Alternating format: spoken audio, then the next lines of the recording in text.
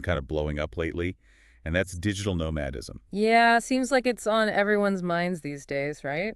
It really is, and I think for good reason. It's not just some passing fad. This really seems like a fundamental shift in how and where people are choosing to work and live. Totally agree.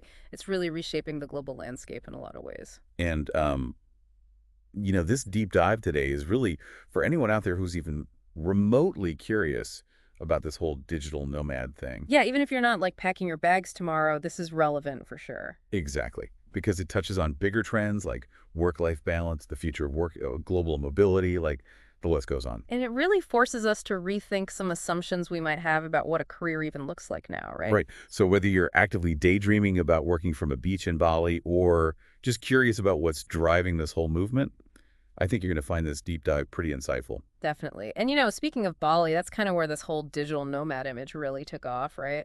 Yeah, for a long time, Bali was like the ultimate digital nomad paradise in everyone's minds. Like those iconic rice patties, the crazy affordable food, like $5 smoothie bowls. No, those smoothie bowls. Really? And then that sense of community that was so strong, people really felt drawn to that. It was like a magnet.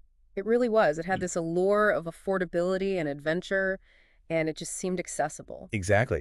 And that combination was really powerful for a while. It wasn't just about saving money. It was about a whole lifestyle change.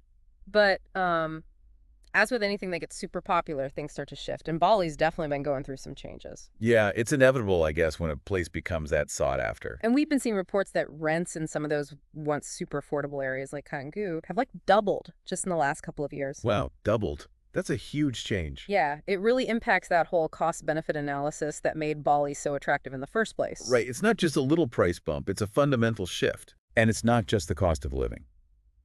Visa regulations are getting tighter too, making it less straightforward to stay long-term. And then there's that vibe that's changing too. Yeah, like that laid-back, eat, pray, love kind of atmosphere. Exactly. It's become more crowded, maybe a bit less of that original magic. And you can't forget about the practical stuff too, the internet infrastructure. Yeah, that's crucial for digital nomads. We're hearing more and more about like internet crashes during important Zoom calls. Ugh, that's the worst nightmare for anyone working remotely. It is. So with all these changes happening, it makes total sense that people are looking beyond Bali. And the interesting thing is that other countries are like rolling out the red carpet for digital nomads now. They're seeing the potential, right? Big time. They're offering all sorts of incentives to attract this global workforce.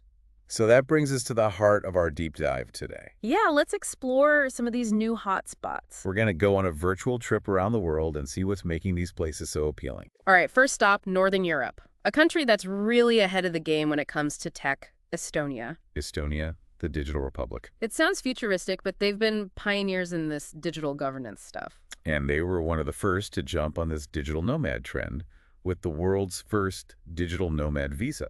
You can live and work there for up to a year, legally. A whole year. Okay. It gives you time to really settle in and experience the place. And it's not just the visa. They have this thing called e-residency. Okay, so e-residency, what's the deal with that? It's not citizenship or a regular residency permit, but it's a really cool set of tools for online entrepreneurs and freelancers. So you can basically run your business from Estonia, even if you're not physically living there. Pretty much. It lets you operate within the EU online. So banking, invoicing, all that gets easier. Makes sense. Oh. And on top of that, Estonia has a really vibrant startup scene. Oh, yeah. Tons of innovation and tech energy there. It's a stimulating environment for anyone in the digital world. And the internet is amazing. I read that even some fairy tale castles have super fast Wi-Fi. That's so cool. Blending history and high tech. So Estonia is definitely hitting those key points. Digital infrastructure and easy visa access. All right, next stop. Let's trade the Baltic chill for some Caribbean sunshine, Barbados. Barbados.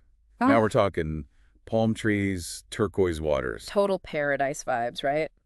And Barbados is really leaning into that lifestyle aspect. I've heard about their welcome stamp. Yep, that's their big initiative. It lets you live and work remotely in Barbados for 12 months. A whole year in Barbados. Sign me up. And the best part, you can potentially be tax-free while you're there. Wait, really? Tax-free? As long as your income comes from outside Barbados, it's not taxed locally. That's incredible. So I could be working on my laptop on the beach and not paying local taxes. Exactly. Pretty sweet deal, right? And the application process is supposed to be pretty straightforward. They're trying to make it easy for people to make the move. Yep. They want people to come enjoy their island and contribute to the economy. Okay, Barbados is definitely tempting. Yeah. Let's hop back across the Atlantic to Europe now.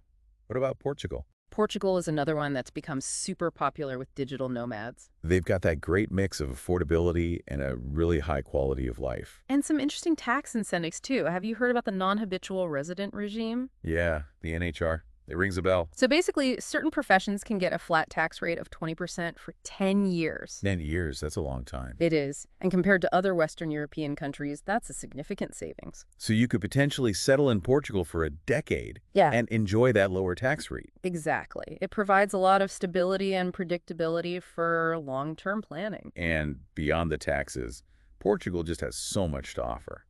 Amazing surfing, delicious food like those pastel de nata. Oh, those custard tarts are divine. I know, right? Yeah. And the culture is so rich.